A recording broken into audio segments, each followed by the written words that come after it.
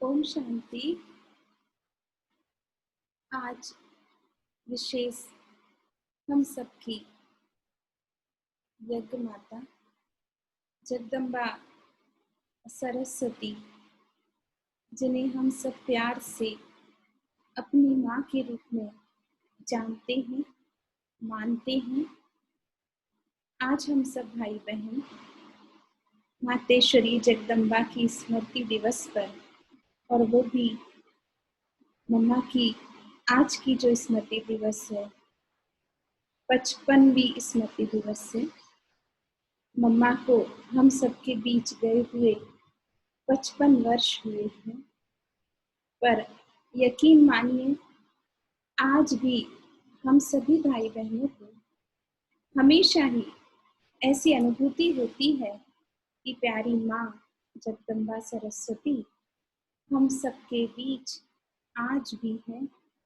और आज भी माँ मम्मा हम सबकी प्यार से पालना कर रही हैं।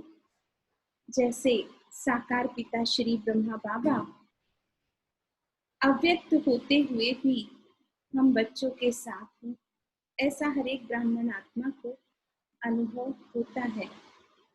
और जगदम्बा सरस्वती प्यारी माँ जो हमारी यज्ञ की प्रथम प्रशासिका है, और जिन्होंने यज्ञ की शुरुआत से ही ज्ञान अमृत का कलश पिता श्री ब्रह्मा बाबा और स्वयं परमात्मा शिव से अपने सर पर रखते हुए इस इतने विशाल बट वृक्ष, कल्प वृक्ष, जो आज हमारा संस्थान है, जो एक बहुत बड़े बट वृक्ष की तरह फैल चुका है, जिसकी शाखाएं पूरे देश और दुनिया में फैल चुकी हैं। तो मम्मा ने यज्ञ की शुरुआत से ही वो शुभ संकल्पों का बीज ऐसा बोया कि आज हमारा इतना सुंदर ब्रह्मा कुमारी इस परिवार का ये कल्प वृक्ष कहो, बट वृक्ष कहो, बहुत विशाल रूप से हरा भरा होकर फैल रहा है, और जिसकी खुशबू रूहानियता की खुशबू कहो, दिव्य गुणों की खुशबू कहो, सारे जगत में फैल रही है। हम सब बहुत भाग्यशाली आत्माएं हैं कि हम सब बाबा के इस बट वृक्ष के पत्ते हैं, और इस बट वृक्ष में हम सभी ब्राह्मणों का भी विशेष स्थान है। ये हम सब का सौभाग्य है।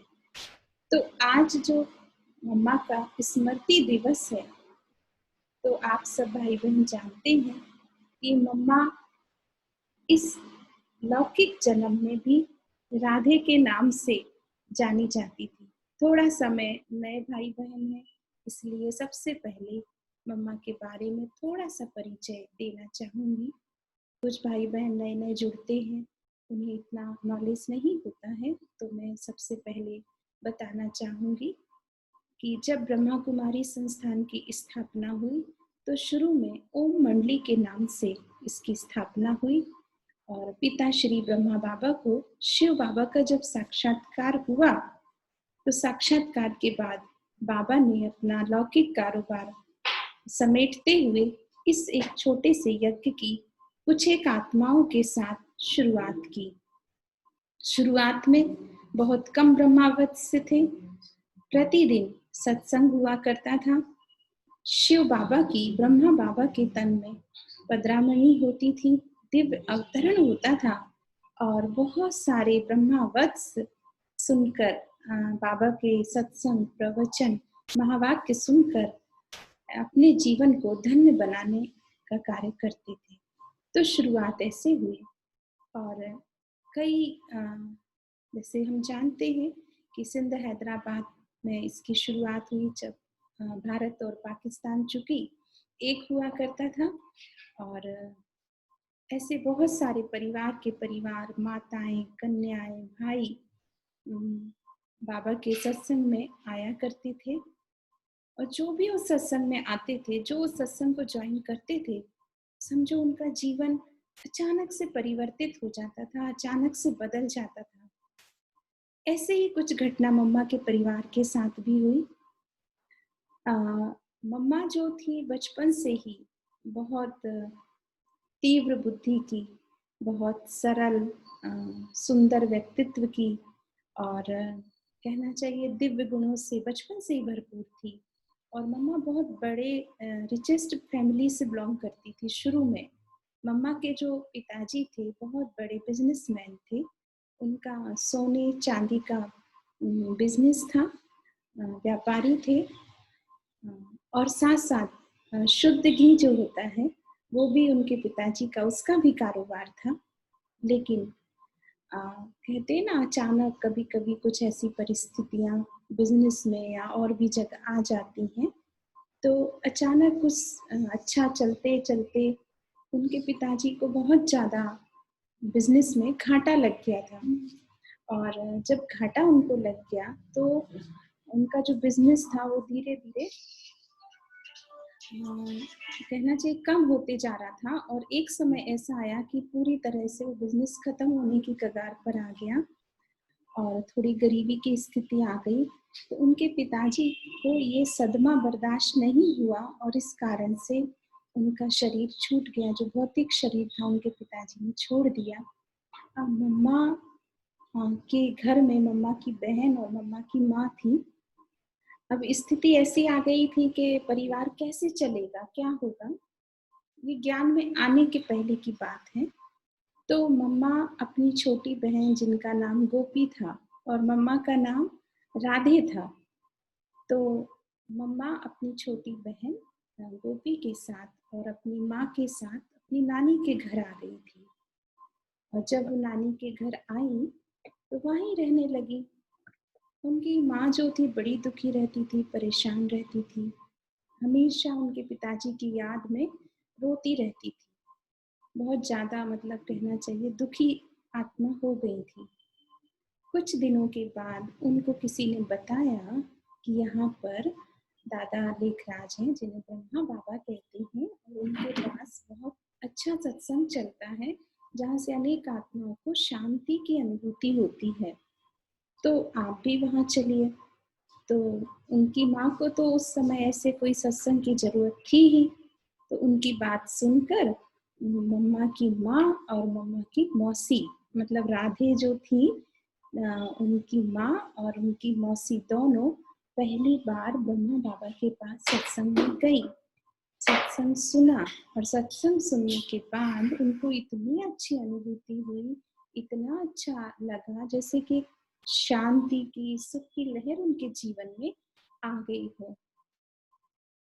और दूसरे दिन का बोलकर कि कल हम फिर सत्संग सुनने आएंगे, ऐसा कहकर वो वापस आ गए। फिर मम्मा जब उनकी मम्मा की माँ और उनकी मासी जब घर आई, तो मम्मा ने उनको देखा कि ये तो इतनी दुखी थी, इतनी रोती थी, पर आज ना रो रही है ना परेशान है। तो मम्मा ने उनसे पूछा कि आज आपको क्या हुआ, आप कहीं गए थे, आज इतना चेंज कैसे आया? तो उन्होंने बताया कि हम सत्संग सुनने गए थे, हमें बहुत अच्छा लगा। तो मम्मा ने कहा ठीक है, कल से मैं भी चलूंगी। और दूसरा दिन हुआ, मम्मा भी सत्संग सुनने अपनी माँ और मासी के साथ गई। और जैसे ही मम्मा पहली बार ब्रह्मा बाबा के सामने गई, मम्मा को ऐसी अनुभूति हुई, ऐसा अनुभव हुआ कि ये मेरे जन्मों जन्मों के पिता हैं। ब्रह्मा बाबा को देखकर उनको ऐसी अनुभूति हुई कि ये मेरे जन्म जन्म के पिता हैं, अलौकिक पिता हैं, और मुझे इनसे ही बहुत कुछ प्राप्ति करनी है। और ब्रह्मा बाबा ने भी जैसे मम्मा को देखा पहली बार, ब्रह्मा बाबा को भी ये अनुभूति हुई कि ये जो बच्ची है साधारण बच्ची नहीं है। बाबा ने उनका नाम पूछा, मम्मा ने कहा मैं राधे हूँ।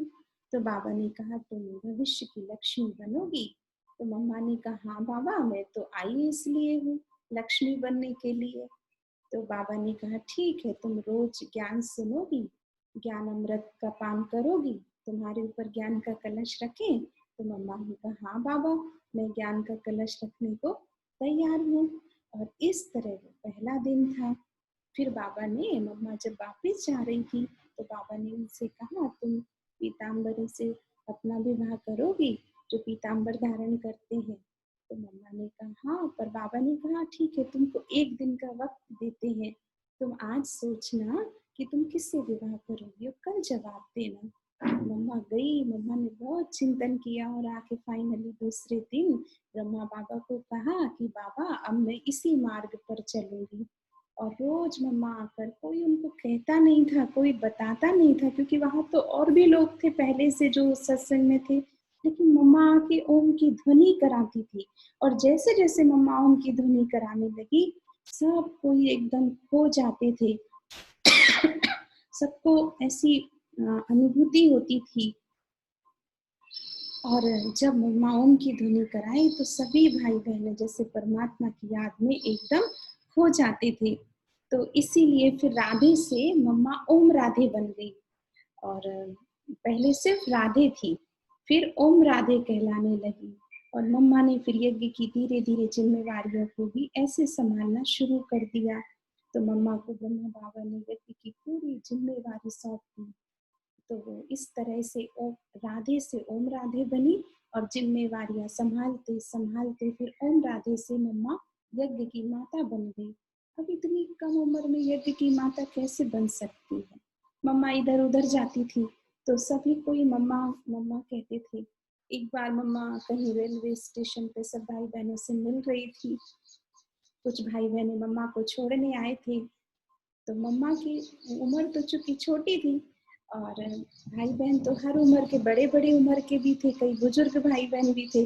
तो वो भी मम्मा को मम्मा मम्मा कह रहे थे, मम्मा आप जल्दी आना, मम्मा आप हमें दृष्टि दो, ऐसे बात कर रहे थे। तो जो टीटी थे वो बड़े ध्यान से देख रहे थे कि ये इतनी छोटी और इनको बड़ी उम्र के लोग भी मम्मा मम्मा कह रहे हैं। तो टीटी ने वहीं किसी से पूछा भी, इनको मम्मा क्यों कह रहे हैं? तो वो भाई ने कहा, आप इनकी आंखों में देखो, आपको भी अनुभूति होगी कि आपकी भी माँ है। तो टीटी ने भी वहां खड़े होके मम्मा से दृष्टि ली। तो इस तरह से मम्मा की दृष्टि में इतना पावर था। हमारे पीछे भी मम्मा का स्वरूप हमने सेंटर में तैयार किया है। छोटी मम्मा मम्मा के स्वरूप में सामने हमारे विराजमान है। हम सब मम्मा को याद करते हुए उनसे लगातार दृष्टि लेते रहे। और सच में जो भी भाई बहन आज जुड़े हैं, देख रहे हैं, वो यही अनुभूति करें कि हमने साकार मम्मा को तो नहीं देखा है, लेकिन मम्मा का स्वरूप एक दिव्य कन्या ने आज हम सबके सामने धारण किया है। और उनकी जो रूहानियत है, उनकी जो दिव्य दृष्टि है, हम यही समझ कर लेते रहे कि साक्षात मम्मा जगदम्बा सरस्वती ही हमें दृष्टि दे रही है। तो ऐसे वो टीटी भाई को भी उस समय अनुभव हुआ। मम्मा के जीवन के कई सारे ऐसे विशेष उदाहरण हैं। एक बार क्या हुआ कि जैसे आज भी कहीं कहीं होता है, पर आजकल तो ब्राह्मण जीवन में इतने पेपर नहीं आते हैं जितने भाई बहनों को पहले बहुत ज़्यादा पेपर आते थे। परिवार वाले सत्संग में आने नहीं देते थे। शुरुआत में नया नया यज्ञ था, कोई इसके बारे में जानता नहीं था। तो एक बहन थी, उनके युगल बहुत बंधन डालते थे यज्ञ में आने के लिए। तो वो पूछते थे, तुम कहाँ जाती हो, क्यों जाती हो? तो वो बोलती थी, मैं मम्मा के पास जाती हूँ, मुझे तो मम्मा के देखे बिना चैन नहीं आता है, मुझे तो मम्मा को मिलने जाना है। तो वो उनको आने नहीं देते थे, बंधन डालते थे। और भी कई धारणाओं के लिए उनको रोकते थे, जैसे पवित्रता की धारणा है, खान पान की धारणा है, या अमृत बेले उठना है, तो वो उनको रोकते थे। तो बहन ने कहा कि ऐसे मेरा पुरुषार्थ क्या होगा? तो वो एक दिन सेंटर पे आ गई वो बहन। तब जगदीश भाई हुआ करते थे हमारे यज्ञ के, जिन्होंने सारा लिटरेचर लिखा है। आप सब हमारे जगदीश भाई को जानते होंगे। यज्ञ की शुरुआत से ही वो यज्ञ के बहुत ही वरिष्ठ भ्राता रहे हैं। तो जगदीश भाई दिल्ली में हुआ करते थे। तो उन्होंने वो बहन को कहा, ठीक है तुम आई हो, रुको अब मैं तुम्हें मम्मा से मिलवाता हूँ। वो भाई जी मम्मा से मिलवाने वो बहन को ले गए। इतने में उनके युगल को पता चला कि वो बहन ना, उसकी पत्नी जो है वो सेंटर चली गई। तो वो बहुत गुस्से में, और बहुत कि आज तो मैं जाके कुछ करूँगा, मार के आऊँगा या कुछ भी करके आऊँगा, ऐसे बड़े गुस्से में, क्रोध के भाव से एकदम लाल होके सेंटर की तरफ आ रहे थे। और यहाँ वो बहन मम्मा के पास मिल रही थी, मम्मा से दृष्टि ले रही थी और बड़ी प्यार से पालना ले रही थी। थोड़ी देर बाद पीछे पीछे उनकी युगल आ गए, पतिदेव आ गए। और आके नीचे से ही हंगामा करने लगी, कहाँ है तुम्हारी मम्मा, बाहर निकालो, बाहर निकालो, कौन है, मैं देखता हूँ कौन सा जादू करती है, ऐसे करके मम्मा के ऊपर बहुत गुस्सा करने लगी। तो वहाँ जो सेंटर में भाई बहन थे उनको लगा कि ये भाई तो बहुत गुस्से में है और आज पता नहीं है मम्मा के साथ क्या करेगा। तो भाई बहनों ने ऐसे सोच के मम्मा को छत पर एक कमरे में बिठा दिया। मम्मा को कहा, मम्मा आप ऊपर चले जाओ, हम लोग देखते हैं। मम्मा ऊपर बैठी रही शांति से। अब वो भाई अंदर आए, बोले कहाँ है मम्मा, कहाँ है, निकालो बाहर, ऐसे करके बहुत बहुत ज्यादा गुस्सा कर रहे थे। तो भाई बहनों ने कहा, मम्मा तो अभी ध्यान में है, मम्मा योग में है, अभी आपसे नहीं मिलेगी। फिर भाई ने कहा, अपने मम्मा को छुपा दिया है, मैं ढूंढता हूँ। भाई गुस्से में पूरे सेंटर में चक्कर लगाने लगा, इधर उधर उधर, कहीं मम्मा दिखाई नहीं दी, क्योंकि मम्मा तो सबसे ऊपर छत पर थी। ये दिल्ली की बात है। फिर मम्मा को भाई ढूंढते ढूंढते आके छत पे पहुंच गया। और छत पे एक कमरा था, उसमें एक ही कुर्सी थी और एक दरी बिछी थी। उस भाई ने पहले तो नीचे जो क्लासरूम था वहाँ सब दरी वरी सब फेंक दी थी नीचे की, पूरा सेंटर डिस्टर्ब कर दिया था गुस्से में आके। और गुस्से में ही वो छत पे भी ढूंढते ढूंढते मम्मा को चला गया। लेकिन ऊपर के कमरे में सिर्फ एक सिंपल सी दरी और एक कुर्सी थी और उस कुर्सी पे मम्मा बैठी योग कर रही थी। जैसे ही मम्मा ने देखा वो भाई अंदर आया, मम्मा अपनी कुर्सी से खड़ी हो गई और मम्मा ने कहा, आओ भाई आप इस कुर्सी पे बैठ जाओ, आप बैठो, आओ। जैसे ही मम्मा ने एक ही महावाक्य बोला और जो मम्मा ने एक्ट की ना, अपनी कुर्सी छोड़ के उस भाई को दी, वो भाई तो एकदम कहना चाहिए कि जैसे परिवर्तन हो गया। वो सोचा, ये मम्मा है, ये तो साक्षात देवी है, और ये देवी ने अपना आसन छोड़ के मुझे दे दिया। मम्मा को देखते ही उसका एकदम से स्वरूप बदल गया। और मम्मा ने कहा, आओ भाई बैठो। तो मम्मा से कहता है, नहीं नहीं, मैं इस आसन पे कैसे बैठ सकता हूँ, आप इस पे बैठिए, आप बैठिए। मम्मा ने कहा, अच्छा बच्चे मम्मा से मिलने आए हो, मम्मा को ढूंढ रहे थे। तो आज बच्चा अपनी माँ के पास पहुंच ही गया, ढूंढते ढूंढते माँ को खोज लिया। बस इतना सुना और वो भाई बदल गया और मम्मा के पास उस दरी पे नीचे घंटों बैठा रहा, मम्मा से दृष्टि लेता रहा। तो कहने का मतलब कि ऐसे मम्मा के जीवन में कई सारे पेपर आए, कोर्ट में भी मम्मा को जाना पड़ा, क्योंकि यज्ञ की जब शुरुआत हुई थी तो एक बहुत सारे एंटी ग्रुप तैयार हो गए थे, क्योंकि नया ज्ञान था, नई सब कुछ चीजें थी, कोई समझता नहीं था और परिवार वाले भी छुट्टी नहीं देते थे उस समय। बहुत सारे समाज में भी इतनी फ्रीडम बहनों को, महिलाओं को नहीं थी, क्योंकि आज से ये बात हमारे सामने कम से कम 84 वर्ष पुरानी बातें हैं। उस समय समाज की स्थिति भी कुछ हुआ करती थी, हर तरह की फ्रीडम बहनों को नहीं थी जितनी आज वर्तमान समय में है। तो जब महिलाएं और बहनें, माताएं, कन्याएं कुछ इस तरह का कार्य करती थी तो बहुत ज्यादा ऑब्जेक्शन क्रिएट करते थे परिवार वाले। तो ऐसे कई सारे पेपर आए, लेकिन मम्मा की स्थिति एकदम निश्चिंत थी, एकदम परमात्मा के ऊपर मम्मा को 101% निश्चय था। मम्मा कुछ भी करती थी, कुछ भी कहती थी तो हमेशा बाबा को ही आगे रखती थी। ये बाबा का कार्य है, चाहे पेपर हो, चाहे परीक्षा हो। यज्ञ में जब तक सब कुछ अच्छा चला तब तक ठीक है, बेगरी पार्ट भी आया तब भी मम्मा निश्चिंत थी कि ठीक है, बाबा का है ना, बाबा चलाएगा। बच्चे जो यज्ञ में रह रहे हैं वो भगवान के बच्चे हैं, तो उनको भी भगवान चलाएगा। ऐसे करते हुए मम्मा एकदम निश्चिंत रहती थी, कभी भी मम्मा को चिंता, फिकर, डर किसी भी तरह का नहीं था। मम्मा तो जैसे ना कहते हैं ना देवी थी, तो देवी को दिखाते ना शेर पर बैठे हुए, तो मम्मा खुद एक शेरनी थी। जैसे हम लोग सुनते कि मम्मा कोर्ट में गई तो इतना सा भी डरी नहीं। जज साहब ने भी कहा कि इनको ऐसे बोलना है कि हाँ, गीता पे हाथ रख के भगवान को हाजिर नाजिर।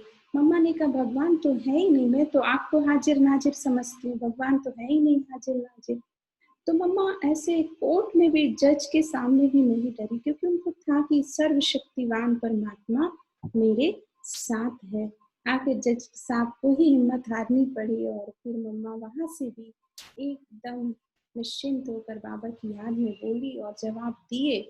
और वो केस भी मम्मा और हमारा यज्ञ जीता आखिरी में, क्योंकि कहीं ना कहीं तो ये निश्चित होता है कि सत्य की विजय होती है।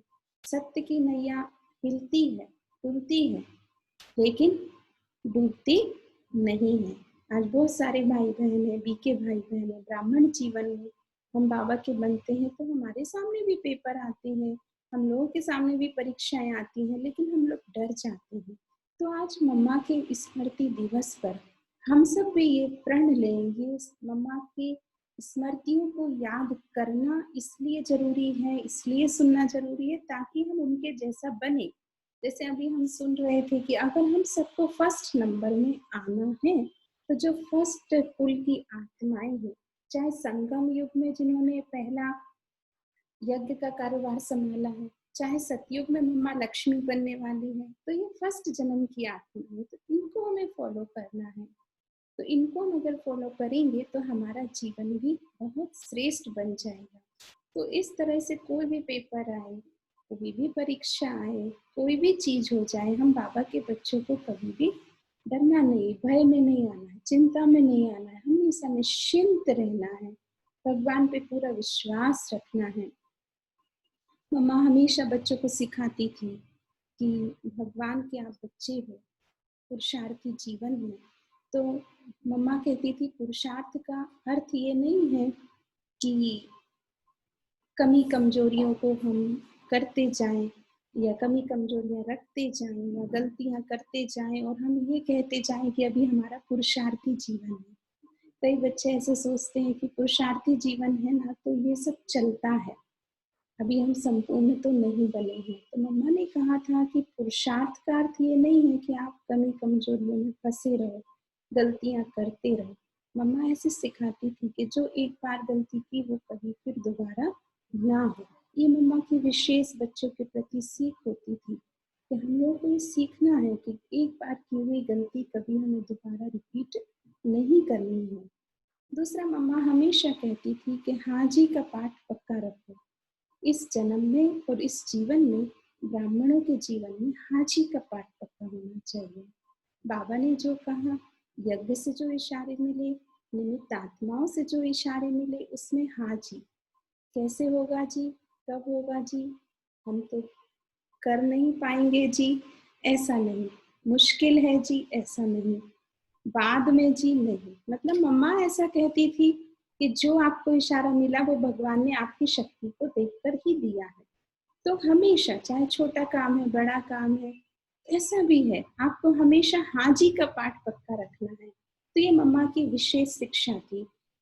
तीसरी मम्मा की एक शिक्षा थी, मम्मा हमेशा कहती थी कि अपनी हर घड़ी को अंतिम घड़ी समझो। क्योंकि हम ब्राह्मण सोचते हैं संगम युग तो पड़ा है, अभी नहीं तो कभी तो हम पुरुषार्थ कर ही लेंगे, आज नहीं तो कल हम अपने को बदल ही लेंगे।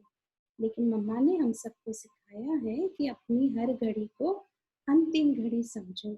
देखिए मम्मा कितनी कम उम्र में, सिर्फ मम्मा की 45 वर्ष की आयु थी जब मम्मा संपूर्ण बनकर हम सबके बीच से उपराम हो गई। इतनी कम उम्र में मम्मा ने सब कुछ किया, सारा पुरुषार्थ कर लिया, अपने को संपूर्ण बना लिया। तो हम समय का इंतजार क्यों करें? समय पर हम समय के पहले तैयार हो जाएं। कई बच्चे कहते हैं समय आएगा तो हो जाएगा, समय आएगा तो हम कर लेंगे, समय आएगा तो हमसे वो करा लेगा। नहीं, समय आएगा, समय हमसे कराएगा तो हमें उतना नंबर नहीं मिलेगा। लेकिन समय के पहले अगर हम तैयार हो जाते हैं, समय आने के पहले हम रेडी हो जाते हैं, तो हमारे नंबर जमा हो जाएंगे। इसलिए कोई भी चीज हमें कल पर नहीं छोड़ना है। कल करेंगे, बाद में करेंगे, फिर करेंगे, ये आलस और अलवेलापन है। जो करना है अब करना है। क्यों अब करना है? क्योंकि मेरी आत्मा की हर घड़ी अंतिम घड़ी है। ये सोचते हुए मुझे कोई भी पुरुषार्थ, कोई भी चीज, कोई भी अच्छा काम, कोई भी शुभ काम हमेशा तुरंत करना है, क्योंकि मेरे पास कितना समय है ये मुझे नहीं पता है, मेरी सांसें कितनी हैं ये मुझे नहीं पता है। बाबा तो हमेशा सिखाते हैं ना, समय और श्वास का कोई भरोसा नहीं है।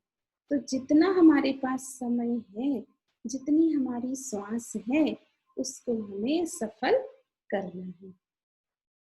मम्मा की आगे की जो शिक्षा थी, मम्मा हमेशा कहती थी कि आप दूसरों को जो सिखाते हैं, जो बताते हैं, वो पहले आपके जीवन में होना चाहिए। आपको ऐसे तोता बन के ज्ञान नहीं देना है। अगर आपने परमात्मा का अनुभव किया है, परमात्मा की शक्तियाँ ली है, परमात्मा के साथ का अनुभव होता है, तब आप दूसरों को बता सकते हैं। नहीं तो दुनिया में ऐसे तो बहुत लोग हैं जो बोलने वाले हैं, लेकिन आप तो अनुभव के साथ बोलने वाले हैं। तो कोई भी गुण का दान अगर आप दूसरों को देते हैं, तो वो क्वालिफिकेशन, वो दिव्यता, वो चीज आपके जीवन में पहले होनी चाहिए, तभी असर होगा। मम्मा मम्मा कैसे बनी? आपको पता है, आप लोग हर बार सुनते, मम्मा की माँ भी मम्मा को मम्मा कहने लगी थी। तो मम्मा के अंदर वो क्वालिफिकेशन आ गई थी कि मैं यज्ञ की माता हूँ, बाबा ने मुझे यज्ञ की जिम्मेवारी सौंपी है। तो मम्मा के वो स्वरूप में आ गया था, इसीलिए मम्मा मम्मा बन गई। तो मम्मा हमेशा कहती थी कि अगर आप किसी को कुछ सिखाते हैं, कुछ बताते हैं, तो वो आपके जीवन में पहले होना चाहिए, होना चाहिए। पांचवी बात, मम्मा जितनी सबकी प्यारी थी, उतना सबसे न्यारी भी थी। अंदर की अवस्था में न्यारी थी। यूं तो मम्मा का बाहर व्यक्तित्व कहो, अंदर का रूहानी व्यक्तित्व कहो, बहुत ही आकर्षित था। एक बार हम मनोहर दादी का क्लास सुन रहे थे। मनोहर दादी जी जो हमारी ज्ञान सरोवर की इंचार्ज है, दादी बता रही थी कि मम्मा जब स्कूल जाती थी तो हम लोग उनको छुप छुप के देखते थे। मम्मा इतनी सुंदर दिखती थी, उनका व्यक्तित्व इतना आकर्षित था। तो अंदर से मम्मा इतनी इतनी मतलब निश्चल थी, इतनी प्यारी थी, इतनी दिव्य थी कि वो सुंदरता उनके स्वरूप में भी आती थी। हर कोई मम्मा को देख के कुछ पलों के लिए तो अपने आप को भुला देता था। तो मम्मा प्यारी सबकी थी, लेकिन न्यारी भी थी। बाबा भी कहते हैं ना कि हमें देवतुल्य बनना है, लक्ष्मी बनना है। तो मम्मा तो लक्ष्मी बनने वाली है ना भविष्य की। तो लक्ष्मी जी की तो निशानी दिखाते हैं कमल फूल पर विराजे। तो कमल फूल कीचड़ में रहता है, पानी में रहता है, लेकिन पानी और कीचड़ से न्यारा रहता है। आप कमल का फूल पानी से निकाल के घर भी ले आएंगे और उसकी जो पत्तियां होती हैं, आप उस पर पानी डालेंगे, फिसल जाएंगे। कितनी निर्लिप्त अवस्था है। तो अगर हम सबको मम्मा जैसा बनना है, हम सबको मम्मा के राज्य में जाना है, पहले राज्य में मम्मा के साथ जन्म लेना है, तो ये गुण भी धारण करना पड़ेगा। एकदम न्यारे और सबके प्यारे, अंदर से न्यारे रहिए, ऊपर से सबके प्यारे रहिए। आगे मम्मा हमेशा कहती थी कि कभी अपने को छोटा नहीं समझना, अब कभी अपने को ऐसे नीचा नहीं समझना। कई बार हम देखने में आते हैं, कई बाबा के बच्चे भी अपने को ऐसा समझने लगते हैं। बाबा इतना ऊंचा सम्मान देते हैं। बाबा कहते बच्चे तुम विश्व महाराजन बनेंगे। बच्चे कहते कहाँ बनेंगे, हम बहुत मुश्किल लगता है, विश्व महाराजन बनना तो संभव नहीं है। हाँ, प्रजा व्रजा बन जाएंगे। तो कई बच्चे ऐसे ढीले संकल्प करते हैं। अब बाबा ने मम्मा को फर्स्ट डे कहा, जब मम्मा पहली बार आई तो बाबा ने कहा बच्ची तुम साक्षात राधे बनोगी, तुम लक्ष्मी बनोगी। मम्मा ने उसे दिन ठान लिया, उसे दिन पक्का कर लिया कि मुझे साक्षात लक्ष्मी बनना है। और जब मम्मा ने ऐसा सोच लिया तो वो लक्षण भी उनके जीवन में आ गए। अगर मम्मा ने लक्ष्मी बनने का लक्ष्य नहीं रखा होता तो वो लक्षण भी मम्मा के जीवन में नहीं आते। इसीलिए मम्मा दूसरों को भी यही सिखाती थी कि कभी अपने को नीचा नहीं समझना। हम परमात्मा के बच्चे हैं, हमें भगवान ने अपना बनाया है, उसने हमें अपनी गोद दे दी है, हम ईश्वर की गोद में पल रहे हैं, तो हम बहुत महान और दिव्य आत्माएं हैं। जब हम ऐसा समझेंगे तो हमारे अंदर वो दिव्यता और वो महानता ऑटोमेटिकली आती जाएगी। तो सवेरे उठ के हमको ये स्मृति रखनी है, मैं इस संसार की बहुत महान आत्मा हूँ, बहुत श्रेष्ठ आत्मा हूँ, मेरे अंदर कोई कमी कमजोरी नहीं है, मैं बहुत शुद्ध आत्मा हूँ। ऐसे सोचेंगे ना कि बहुत कमी कमजोरी है, बहुत बुराइयां हैं, तो मैं ऐसी ही रह जाऊंगी।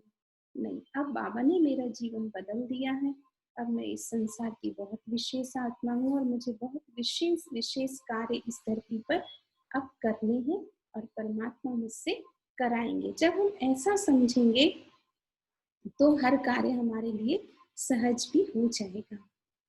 दूसरी बात मम्मा हमेशा कहती थी कि अपने आप को ट्रस्टी समझो और सरेंडर। मम्मा ये 2 शब्द बच्चों को बहुत पक्का कराती थी, ट्रस्टी एंड सरेंडर। अब हम सोचें कि हम कैसे सरेंडर अपने आप को समझ सकते हैं, हम तो सेंटर में नहीं रहते हैं।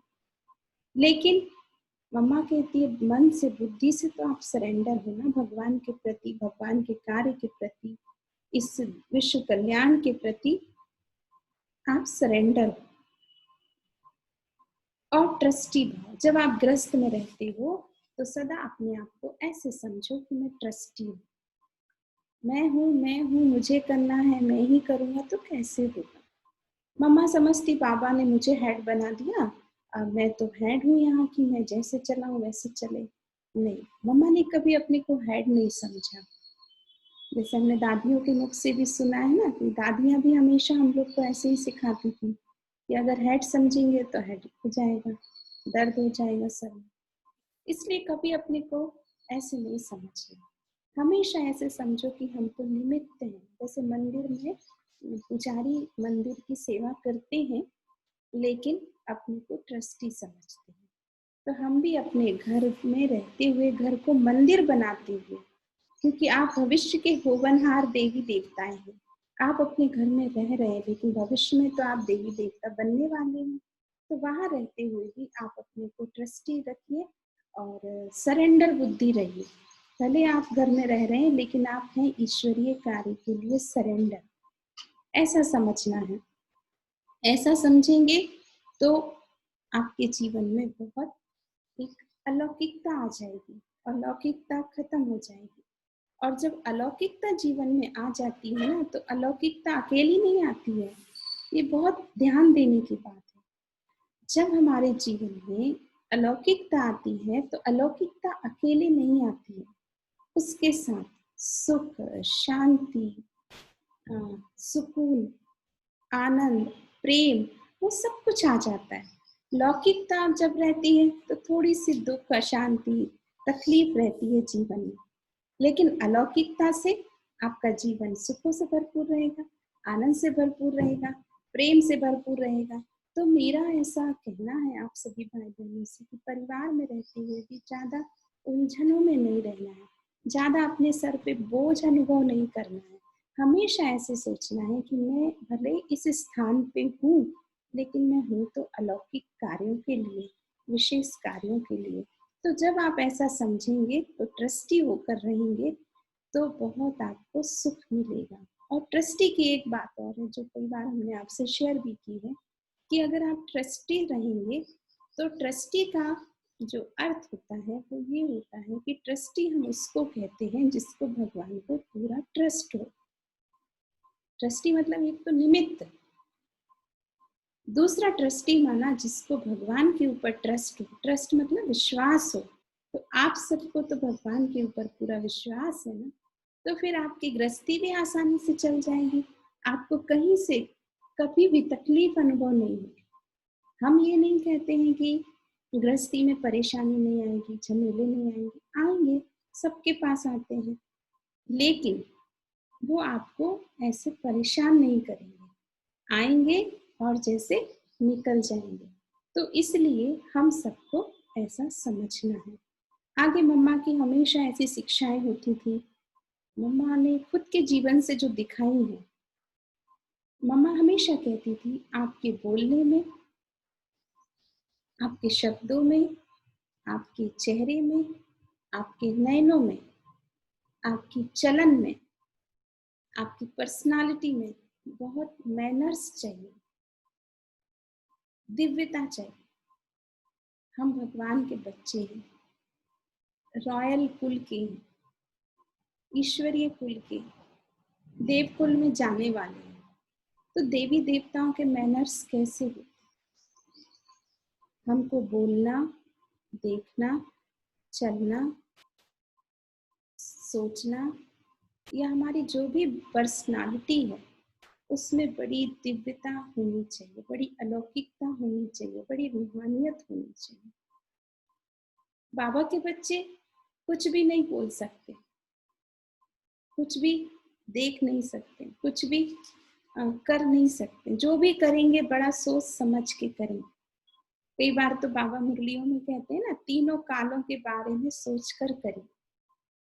आज जो आप कर रहे हैं उससे आपका वर्तमान कैसा बनेगा, भविष्य में क्या इफेक्ट आएगा, और जब इसको पास्ट के रूप में आप याद करेंगे, जैसे आज का दिन है, अगर हम कल याद करेंगे कि आज का दिन कैसा बीता था, तो आपको उसके ऊपर पश्चाताप ना हो। इसको हम कहते त्रिकालदर्शी बनकर तीनों कालों को देखते हुए अपने कर्मों को करना। तो बाबा हमेशा बच्चों को ये सिखाते थे कि आपका बोलना, चलना, देखना ऐसा होना चाहिए। तो ये मम्मा की बाबा के बच्चों के लिए विशेष शिक्षा होती थी कि आप सबको ऐसा मैनर्स वाला व्यक्तित्व डेवलप करना है कि आपकी एक एक चीज में मैनर्स दिखाई दे, आपकी चलन बहुत अच्छी हो। फिर मम्मा हमेशा कहती थी कि हमें कभी ये ख्याल नहीं आना चाहिए कि ये सुधरेगा नहीं। हम दूसरों को लिए हमेशा कहते हैं ना, ये कभी सुधरने वाले नहीं है, ये तो ऐसे ही रहेंगे, ये तो ऐसे ही रहेंगे। तो मम्मा कहती थी कि कभी आपको ऐसा नहीं सोचना है कि सुधरेंगे नहीं, बल्कि बाबा ने कहा ये वैरायटी झाड़ है, इसमें अलग अलग तरह की आत्माएं हैं, सबके प्रति शुभ भावना और शुभ कामना रखनी है। हम किसी को ऐसा सर्टिफिकेट नहीं दे सकते कि ये कभी भी सुधरेंगे नहीं, कभी बदलेंगे नहीं। इसीलिए मम्मा की इन बातों को हम ध्यान में रखते हुए, सबकी भूलों को भुलाते हुए, बहुत बड़ा गुण होता है जीवन में भूलना और क्षमा करना। ये दो चीजें हैं, भूलना और क्षमा करना। अगर ये आ जाए तो भी हमारे खुद के दुख दूर हो जाएंगे। हम लोगों की बातों को भूल नहीं पाते हैं, और भूल नहीं पाते तो क्षमा नहीं कर पाते हैं।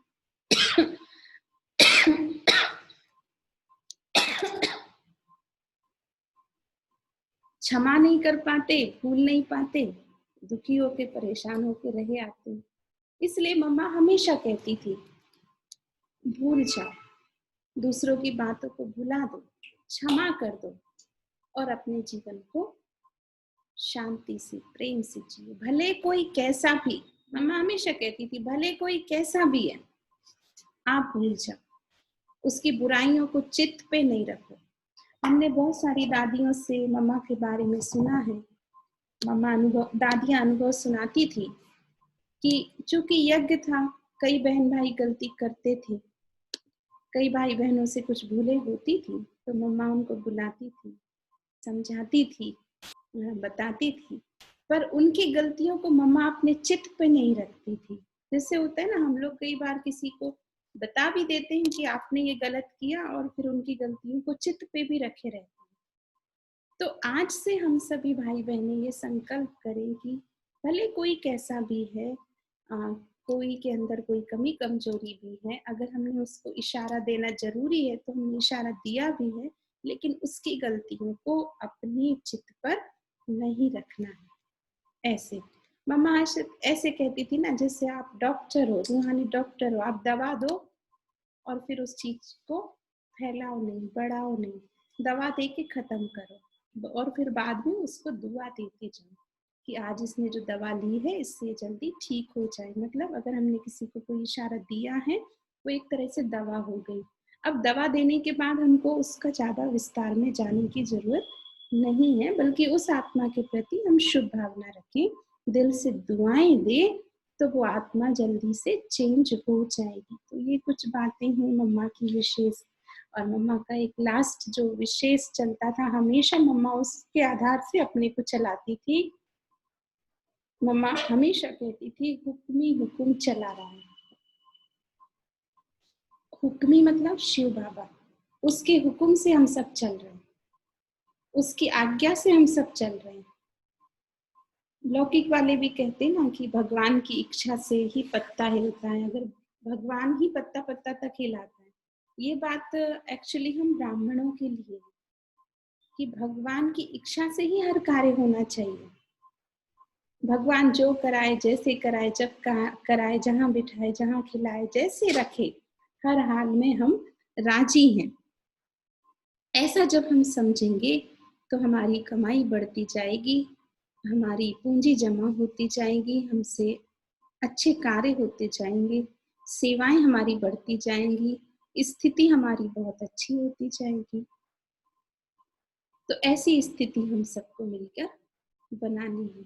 तो आज मम्मा दिवस पर विशेष हम सभी भाई बहनें मम्मा को साक्षी मानकर, स्थूल रूप में भी आज हमारे सामने जगदम्बा सरस्वती का स्वरूप है, हम उनको साक्षी मानकर मम्मा के सामने मम्मा को सत सत नमन करते हैं, दिल से नमन करते हैं। और नमन करने के साथ साथ मम्मा की जो शिक्षाएं हैं उनको अपने जीवन में अमल करेंगे, उन शिक्षाओं को अपने जीवन में धारण करेंगे। ऐसे शुभ संकल्प लेते हुए हम मम्मा को भोग भी स्वीकार कराएंगे और बाद में हम मम्मा के प्रति माल्यार्पण भी करेंगे। अभी हमने आप सबके लिए रखा हुआ है माल्यार्पण अर्पण करना और दीप प्रज्वलन करना। हमने सोचा जब सभी भाई बहनें आ जाएंगे तब हम मम्मा को दीप प्रज्वलन करेंगे, क्योंकि आप सबके बिना भी कुछ भी करना अच्छा नहीं लगता है। तो आप सब अभी साथ रहेंगे, फिर हम सब मिलकर मम्मा के प्रति फूल समर्पित करेंगे, दिल की भावनाएं समर्पित करेंगे और दीपक प्रज्वलित करेंगे। उसके पहले हमारे कुछ सेंटर के भाई बहनें अपनी मम्मा के प्रति 2-2 मिनट में शुभकामनाएं अर्पित करेंगे। बाकी आप सभी भाई बहन ठीक हैं। ओम शांति। अभी मैं भाई जी से कहूँगी, रावेंद्र भाई जी से, कि आप सभी को बुलाते जाएं। ओम शांति।